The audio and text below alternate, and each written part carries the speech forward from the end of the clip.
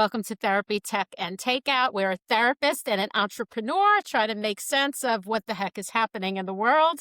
I'm Tony Teixeira. I am a therapist, entrepreneur, recovering overthinker, and a bit of an ethics nerd. And I'm Jackie Toll, an entrepreneur, unapologetic spreadsheet addict, and a low-rent stand-up comedian.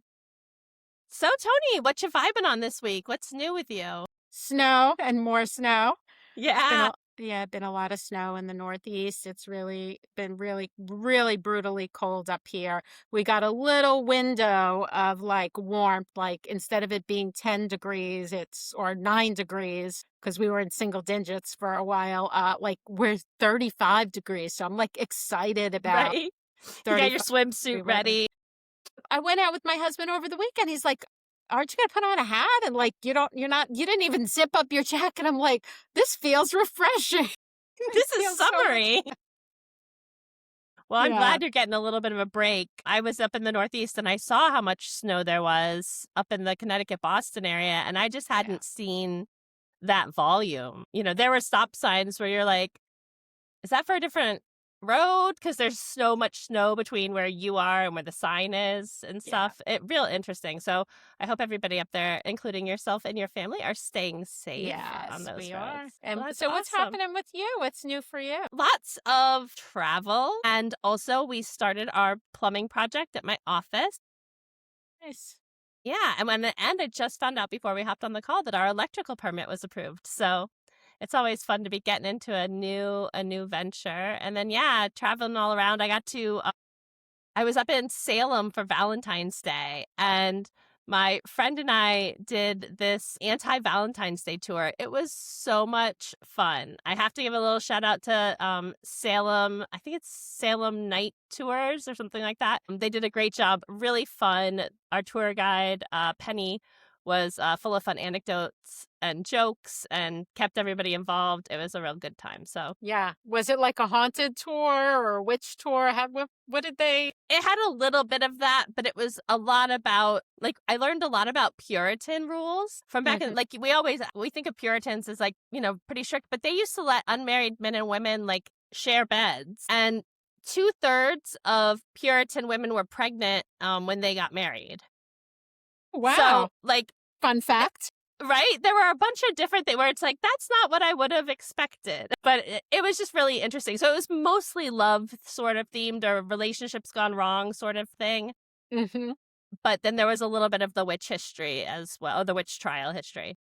That's fun. I've never been to Salem. I really want to go. It looks like a really fun place to be.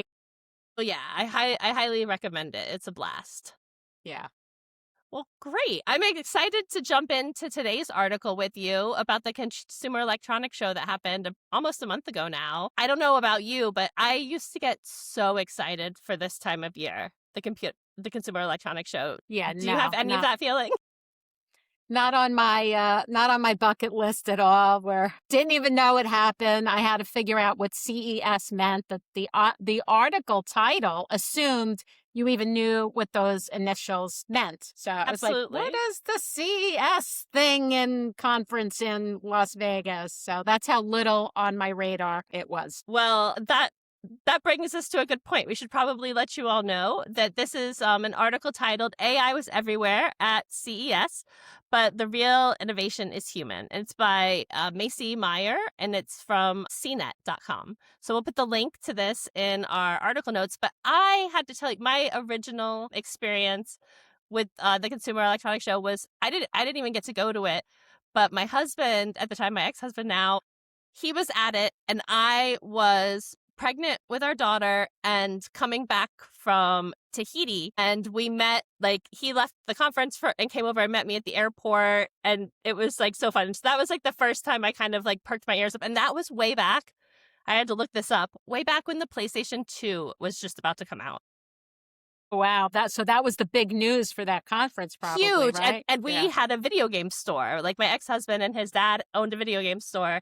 And so that was why he was out there, and it was like a big deal. But it was a big deal for us too to learn about it. But I've always been fascinated by the different technologies, the new things that they show, some of them wild and bizarre, and some of them useful and practical.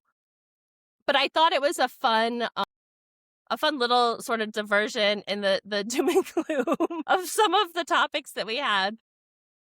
Yeah. But it also talks, so this author had never been to the show before. So this was her first time. And I think one of her big takeaways was that like AI was everywhere, but it was really just like a marketing catchphrase. Right, right. Yeah, I noticed that too. The one sentence that really stuck out to me, she wrote, too often AI isn't solving a real problem. It's simply a marketing strategy. And I thought, oh, wow, that is really a really big statement. And what we're looking at in terms of AI in this moment, and that it really is so explosive that it's not really Yeah. doing anything. We're just like, it's like something that gets marketed. Yeah, I was kind of unsettling to really think that it's not solving a problem, because why were we going there in the first place with these large language models? No, it is interesting. And I can say a few years ago, I was in a role where we were acquiring software companies. And so I would go out to a whole bunch of different types of shows and look to, find companies that would be interested in being acquired. And it was really interesting to see the shift. We were out at one of the two big broadcast and television conferences in Amsterdam. And AI was everywhere on things where you're like, this doesn't even make sense or need to be here. But everybody was promoting how they could integrate AI. That made me think of, and that was 2 years ago. And now Yeah, here we are 2 years later. And it's still, so like, I started to right. think about where are we on the hype curve? Right. That's the hook. The hook is not the new thing, but how we can incorporate AI into the thing that really already exists. Right. Like the Like AI how can toothbrush. yeah. There was a whole list of Yeah. AI enabled things that I'm like, why?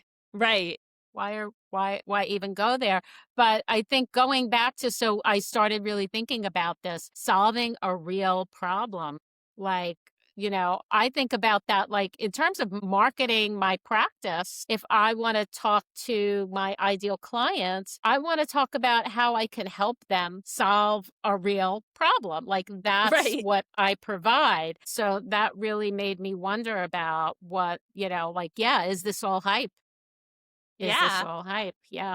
And like the one thing when I started to think about the hype curve as it relates to that, you came to mind because I was like, I wonder what it is about how our brains are wired where Yeah. we have this pattern, right? That like Right. marketing folks like Gartner have recognized where we get very excited about a new technology that Yeah. doesn't necessarily have the ability to live up to the promises, and then everything kind of falls off for a while and until it decides, is this viable in a certain context, or does it just Yeah. go away forever? I mean, that applies to everything. We're wired to crave novelty. First of Yeah. all, anything that's new, we are going to check out anyway, and that's for safety. We're wired for novelty because we're wired for safety. It always goes back to that, Jackie. If you ever have a question about like how does this work in the brain, you can figure out how it has to do with safety, then like we're wired for it. And novelty really is that. It's like, oh, there's this new thing. Is it safe or is it not safe? Am I safe? Am I not safe?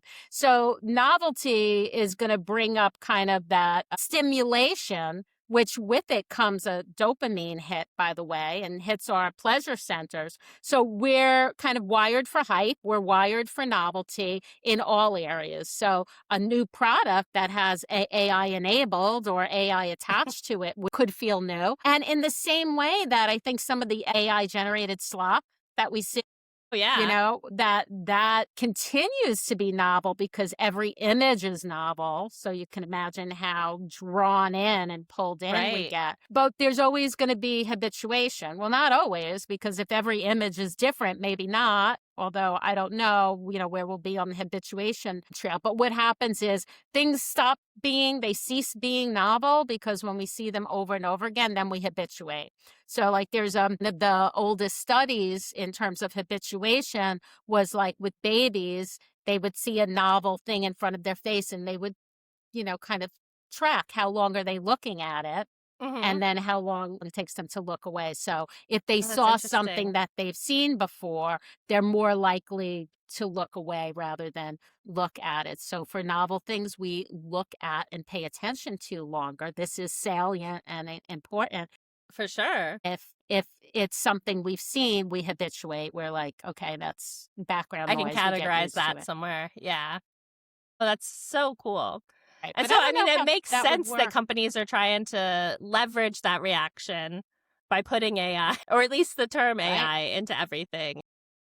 Right. But we can actually we can habituate to the term AI after a while, right? For So sure. if every product is AI enabled, then that's the baseline. Then we're used to that. Absolutely. It Yeah, does and then it's start to not not novel anymore. mean, yeah, Yeah, and she talked about, or I don't remember the I name think of it's a the she. I think it's a Macy. Macy. They talked about AI fatigue and gadgets because, like, yeah, and that made so much sense. Like, if every gadget is AI enabled, it's not really solving a problem. It's still the same product, but it's AI enabled, not Right. doing anything new or different. Then, yeah, I'm just going to habituate. I'm just going to get tired of it. Yeah. Is there a way to sort of leverage our initial reaction to something to kind of help tell whether um a product is really um like a meaningful move forward in the technology versus just sort of like an incremental upgrade with a lot of branding around it? Yeah. That's a really good question. I think that one of the things the article touched on was the potential for AI to be really helpful in neurological Yeah. research, Mhm. and that it's exciting in that it could push that forward because it's research. It's like on the back end. It's like not on the product end, but on the research end so that new products could be developed or new technologies or cures even, like things Yeah. that could be helpful. So I'm not sure, have we created everything that we need to create in the world? I I doubt don't it. know, but I doubt it too, right? Like there are problems that have yet to be, to be solved. I mean, like look at where we stand now. 25 years ago, social media was not a problem or didn't have problems that were attached to it. For sure. Right. So I don't know what that's going to look like in, in 25 years. But if it's something that you've seen before and it has AI attached to it, then it's not solving anything new. But I think that it really, instead of looking at the product, I think we have to look at what is it solving. And if it's something new that it's solving, then that's exciting. Right. That's really what the exciting part is here. Yeah, I mean, if you have a water pick and you have a toothbrush, like great, and then you have an AI powered one, okay, that's, how much better is that? I don't know, it's a little bit better, but the problem of how am I going to clean my teeth has been solved Right. eons ago by the toothbrush, right? Yeah, Yeah. absolutely. Well, it's interesting that you used the example of the toothbrush because that was the one that kept coming back to my mind. And I was thinking about how just putting AI and then even more broadly, like some of this like assistive technology into everything actually like are we enhancing our skills by doing it, or is it actually making us like more reliant and dependent and less individually skillful? And I think about brushing your teeth, right? Like at some point in time you had to kind of know what 2 minutes felt like when you were brushing your teeth, right? Like, but like now you've got a toothbrush that tells you, every 30 seconds when to move it and, kind of everything. And I don't know what AI in the toothbrush would do, but it might make those incremental improvements. But you give me a regular manual toothbrush and I'm probably going to do a horrible job brushing my teeth, Mm-hmm. Mm. right? So I'm actually less competent at this underlying skill that I needed.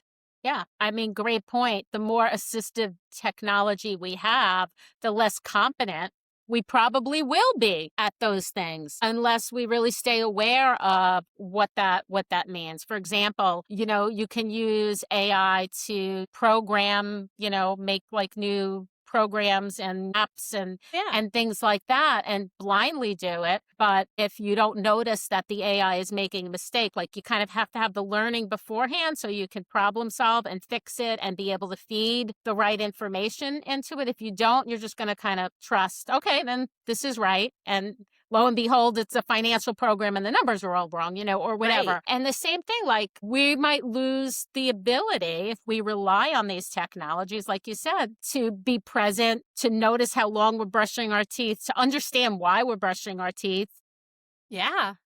I, how long 30 seconds or 2 minutes is. Like it really does feel like our, relying on those things will reduces our cognitive load, which could be a good thing. For sure. But in the long run, if we're reducing too much, then what are we doing with our brains? Yeah. Yeah. I mean, it is a really interesting, I feel like we're heading, potentially, or like by outsourcing some of this stuff, we're becoming more and more like the people from Wall-E. Wally. Yeah, I would brought that up last Yeah, time. I was just thinking about those people this weekend too. But yeah, I think, because we just kind of are like, whatever, it says put the thing in my mouth, or, do this thing, and not really having that internal understanding anymore. So I just felt like that was sort of an interesting side note. I think the biggest thing that kind of came up for me, and I don't know about you, and I think you kind of alluded to this in the beginning, is are we using AI as like a distraction, and like talking about AI and like talking about just kind of going down that rabbit hole, as opposed to like having deeper conversations about like the other existential crises that are impacting us? Well, I think AI it can be is turning out to maybe be an existential crisis. I just saw on the news they were talking to someone who said in 18 months, literally in like less than 2 years, we're going to see a whole swath of people really losing jobs, a change in industry that may be a paradigm shift because of AI, and that feels like an existential crisis to me, and it feels really big. Uh, I think we're talking about it sometimes to distract us from the reality of how much damage it might really do to people's careers, people's businesses, livelihoods, and how we're going to move forward in the world. They couldn't predict this 25 years ago, 10 years ago. Even Right. 3 years ago, it was very different. And it's moving at such a breakneck speed that, like we're going to see huge shifts. Oh, I mean, that's the prediction over the next 18 months that things are going to look vastly different. So our little AI technologies and little gadgets that we're maybe obsessing about and talking about and we think are really cool, I feel like it almost does distract us from, like, it's like, here's this cool thing that's great, you can use it today, but we're not talking about the big picture stuff, how that's really gonna change a lot of people's lives, and not Absolutely. necessarily for the better. Absolutely. I don't know if for you, but when this article came up for me online, the article right underneath it was about, I didn't realize it had started another article until I had read a little bit of it, but it said using AI at work, they're finding makes people's days longer and more unpleasant. So it was, Harvard or Harvard Business Review was part of the study around some companies that implemented AI and didn't make people use it, but tracked how. So it's interesting to see, the negative impacts of it. And, the other things that, potentially could fuel, like, I feel like it's like, we're not dealing with the underlying issues. Like technology has forever come along and like had massive impacts on, certain sectors of the economy. We've traditionally not done an awesome job of being able to help, individual people transition through that. And, AI takes up, massive amounts of power and water usage. And there's a lot of communities that don't want it in their community, sucking up all of those natural resources. And so I think, we're not having that conversation. Right. I feel like there's something, like when a company like tells you that they're putting AI in something, like we should make them justify like why, like why are you doing that? And not to mention, even if it's just your toothbrush, like that, who knows? Again, we go back to that stuff like with your Roomba and all that stuff. Who knows where that data goes? Who has access to it? What gets leaked? All that kind of stuff. So, I think that there's a lot of big concerns Mm-hmm. that we're not talking about as people get kind of lost in this AI hype. For The sure. impact is profound. You're talking about environmental impacts, personal impacts, economic impacts, privacy issues, so many concerns. So things have been created without the ethical background of like how to, like really how to do that ethically. Yeah. They're creating things that, not really understanding what the impact is going to be. And it's kind of like, they don't stand up research unless an ethics board, an institutional review board, IRB, reviews it beforehand, thinking about what the impacts are. The smallest university, like the smallest grant and the smallest research study, thinks about, the people who are driving that, think about the impact of that one little tiny study. Oh, yeah. Things are being created. Just because you have the technology doesn't mean, you should use it. Right. Doesn't mean it's safe. Doesn't mean that it shouldn't be thought through. And we're not thinking that through. Do you think it's just like a matter of sort of sector maturity? Like have this, like in medicine and mental health, in the mental health profession, and in the research, for the sciences and the research, like perhaps because those are, more established, Mm-hmm. I don't know what the right word is, enterprises versus tech. But like tech's not new, right? Like it's not like a brand new thing as an overarching sort of, and like why has like this ethical regulatory framework, why do you think it hasn't made it there? Money? Yeah. Money. Oh, Money. good. Yeah, no, you're You probably safety would agree and money. with me, right? Yeah. You say it, and it's like, yeah, of course. Yeah, it's like about how fast can you make money, and things move quickly, and faster is better in business. For sure. Even if it's going to let it break and then we'll fix it later. Yeah, but move we can fast and break things. Yeah, and we can make money in the interim. So the goal that's driving it is, can I sell more toothbrushes? Not, can I make people's lives better? Yeah. And because we crave novelty as human beings. Yeah. Yeah, I want that like kind of new toothbrush because it's new. Absolutely. Yeah, and then you get the hit when you see it. You get the hit over and over again as you're maybe thinking about it. Maybe you impulse buy it, and then you get a few hits when you first use it, and then it sits on your counter because, you got to fill it up and you got to do a bunch of things with it and you have to program it. So the novelty can like draw that out a little bit. Yeah.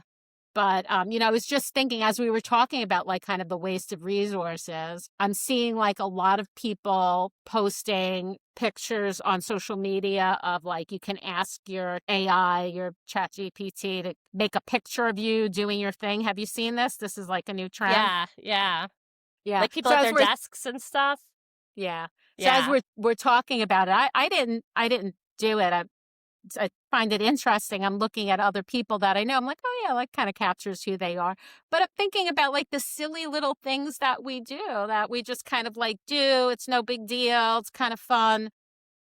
But no one tells us like how much energy, is going into creating those. Yeah, making that picture. We're not, comes back to literacy. We were talking, I think, last time about AI literacy. So it'd be really great if we had that, because then maybe we could make some choices, just like we know, maybe not so much what foods we should eat. Like I was just going to use that as an example. We kind of know that you shouldn't eat ice cream for every meal. Right? Yeah, like at a high level, right?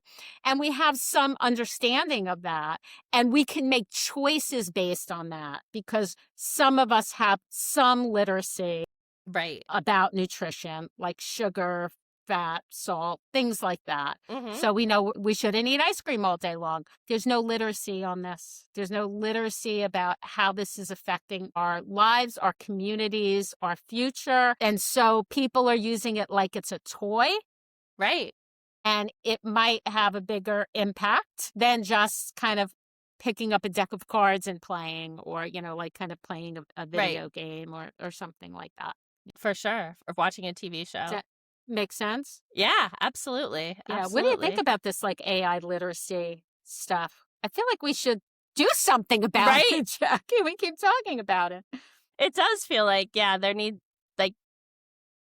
we need to do something about it. Like, and I think it can even be integrating, as we were talking, I was thinking about, how, like, when you go to search for a flight online, you can see the different carbon impacts. So if that's important to you, you can kind of see, and make that as part of your criteria when deciding which flight you want to take, right? I don't know that, as much as I care about the planet, I don't know that I've ever paid a ton of attention to it, because like flight and price or times and price usually matter more to me in the moment. But perhaps like, leveraging the technology from that to like be able to give you like this is how much like you used, in your ChatGPT or whatever in the last month or something. Like, I feel like there should be like a way to Yeah, leverage technology that exists to kind of give some visibility into that, kind of like your screen time report, but for for generative AI LLM type tools. It would be cool if there was something like that. that would be great. That really would be to get, even though you don't use that when you book your flight, it's there. You It's notice it. there. Yeah. And I do notice it. Yeah. And I will say there are times where it's definitely influenced me away from like an option that I wasn't already in love with, but I've been like, oh, I've used that as the thing to make me decide not to take a flight. Yeah. But no, I think I'm going to look around and see if I can find anything that is doing something like this now, so we could share it with our readers. But I do think like let's make sure Yeah. we keep talking about this, because AI literacy is a really important topic, I think. That's right. That's right. Absolutely. I think it's an important place to go as this is growing exponentially, so quickly that we really need some tools to know Yeah. more about it and not just blindly using it. I mean, it's like, getting a chainsaw, right? And like not reading the instruction book. Like, how does this thing Yeah. work? Right. Let's just start it. That's my Yeah. approach usually. But it doesn't seem, but like it's a kitten. Yeah. Right? It's like the kitten that you got that you don't know is really a chainsaw in disguise. Right. It looks mild-mannered and it's not gonna, kind of do anything dangerous, but there's the potential there. So just understanding how it works, I think that's enough to have choice Right. and make conscious decisions about how to use it. So like I'm all about choice, like really understanding Yeah. what we're given. What I loved about the article Mhm. was Macy really talks about then the humanity and the Yeah. people next to her, the Mhm. friends, the enjoyment, the being at the conference that's irreplaceable. Right. That is something that I don't want anyone to forget, that we can use all these tools, but in the end, we want to really make sure that we're kind of feeding our souls with other people, Yeah. and human beings. So that was really refreshing and like a nice little like piece in the article about Right. the irreplaceableness of human beings. Yeah. Yeah. No, I love that. Well, awesome. Thanks so much for your time today, Tony. I've really enjoyed digging into this with you. I hope our listeners did too. Guys, don't forget to like and subscribe, and we will see you all next week with an all new episode. Take care, everybody. Bye bye.